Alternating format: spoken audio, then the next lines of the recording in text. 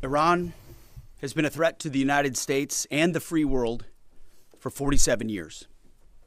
Chants of death to America, targeting our people, killing Americans, lying and blackmailing their way toward a nuclear weapon, so they thought. No longer. Not on our watch. Other presidents marked time and kicked the can down the road. President Trump made history. From the strike that took out Qasem Soleimani, to tearing up the disastrous Obama-Iran deal, to the precision campaign that obliterated Iran's nuclear sites in Operation Midnight Hammer, to the decisive military victory we just achieved in Operation Epic Fury. No other president has shown the courage and resolve of this commander-in-chief. President Trump forged this moment. Iran begged for this ceasefire, and we all know it. As the President truth this morning, a big day for world peace.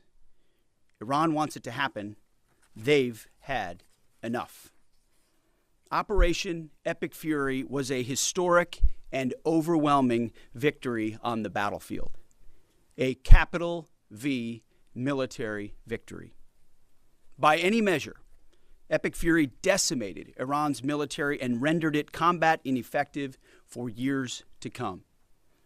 You see, in less than 40 days, one of our combatant commands, Central Command, CENTCOM, using less than 10% of America's total combat power, dismantled one of the world's largest militaries. The world's leading state sponsor of terrorism proved utterly incapable of defending itself, its people, or its territory. We untied just a fraction of our strength, and Iran suffered a devastating military defeat. Together with our Israeli partners, America's military achieved every single objective, on plan, on schedule, exactly as laid out from day one. Iran's Navy is at the bottom of the sea, whether it's the Soleimani class, their frigate class, their prized drone aircraft carriers, submarines, mine layers, sunk. Iran's Air Force has been wiped out. Iran no longer has an air defense, any sort of a comprehensive air defense system. We own their skies. Their missile program is functionally destroyed. Launchers, production facilities, and existing stockpiles depleted and decimated. And almost completely ineffective. Iran shot hundreds and hundreds of missiles and one-way attack drones at our aircraft carrier. They were obsessed with it, and they never got even close. Every single one of those shots easily shot down miles and miles away from the Abe Lincoln. They were blowing ammo into Fantasyland. Contrast that with, most significantly, in last night's wave of more than 800 strikes, we finished completely destroying Iran's defense industrial base, a core pillar of our mission objective. What little they have left buried in bunkers is all they will have. They can still shoot, we know that. Their command and control is so decimated they can't really talk and coordinate, so they still may shoot here and there, but that would be very, very unwise. But they can no longer build missiles, build rockets, build launchers, or build UAVs. Their factories have been razed to the ground, set back in historic fashion. You see, had Iran refused our terms, the next targets would have been their power plants, their bridges, and oil and energy infrastructure. Targets they could not defend and could not realistically rebuild. It would have taken them decades, and we were locked and loaded. They couldn't defend against it.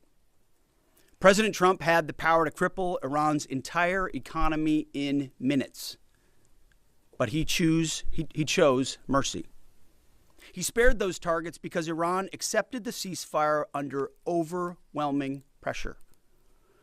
The new Iranian regime understood that a deal was far better than the fate that awaited them. This new regime just happened to look at what happened to their predecessors. Their top leadership was systematically eliminated. The previous Iranian supreme leader, dead. The Supreme National Security Council secretary, dead. The Supreme Leader Office Advisor, dead. The Supreme Leader Military Office Chief, dead. The Defense Minister, no longer with us. The IRGC Commander, dead. The Armed Forces General Staff Commander, dead. The Intelligence Minister, dead. The IRGC Navy Commander, no longer here. The IRGC Intel Chief, dead. I skipped over a bunch, and I could go on and on and on, to include the new so-called new Supreme Leader wounded and disfigured. This new regime was out of options and out of time, so they cut a deal. They know this agreement means that they will never, ever possess a nuclear weapon. Under the terms, any nuclear material they should have will be removed. Any material, they should not have will be removed. Right now, their dust is deeply buried and watched 24/7 overhead. The president has been clear from the beginning, there will be no Iranian nuclear weapons. Period. Full stop. Other presidents said it. President Trump did it. Operation Epic Fury. Less than 6 weeks, clear mission, decisive action, overwhelming firepower, America first, a historic battlefield victory. For decades, Iran killed Americans with roadside bombs in Iraq, using cowardly proxies to do their dirty work while they hid safely in Tehran. They struck our embassies with car bombs and attacked from the shadows, never daring to face us toe-to-toe. They thought they could bleed America with impunity.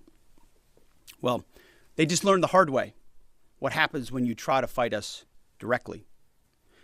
And even when they got lucky, one time in 40 days, and downed 2 of our pilots, they couldn't hold them. In a daring 14-hour rescue operation, 7 hours in daylight and 7 hours of night, both pilots were recovered safely. Not once, but twice. A daylight thunder run right up the middle of their country. Boots on the ground. A midnight raid right up the middle of their country. Boots on the ground.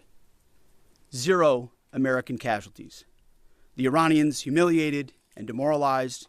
We control their fate, not the other way around. That's why they came to the table. Iran's defeat is America's retribution for every American lost to Iranian terror, especially those brave troops killed by Iranian-made roadside bombs in Iraq that my generation knows so well, and for the suffering their regime has inflicted around the world. Now we have a chance at real peace and a real deal. The War Department, for now, has done its part. We stand ready in the background to ensure Iran upholds every reasonable term. And as everyone knows, nobody makes a better deal than President Trump. To the warriors of Epic Fury, I say well done. You're the backbone of our country. Your skill, your bravery, and sheer guts and grit showed the world what America is all about. I'm proud of you. We're proud of you. President is proud of you. Job well done. But stay vigilant and stay ready. To the families of our fallen, your sacrifice was in service of a historic cause, and we will always remember your heroes, our heroes. We will continue to honor them. And to our Israeli allies, thank you for being a brave, capable, and willing ally on this battlefield. The rest of the world and the rest of our so-called allies saw what real capabilities look like. They should take some notes. Our troops, our American warriors, deserve the credit for this day. But God deserves all the glory. Tens of thousands of sorties, refuelings, and strikes carried out under the protection of divine providence. A massive effort with miraculous protection. Dude 44 Bravo spoke for all of us. God is good. The chairman will now provide an even deeper military detail on the historic success of Operation Epic Fury. Mr. Chairman.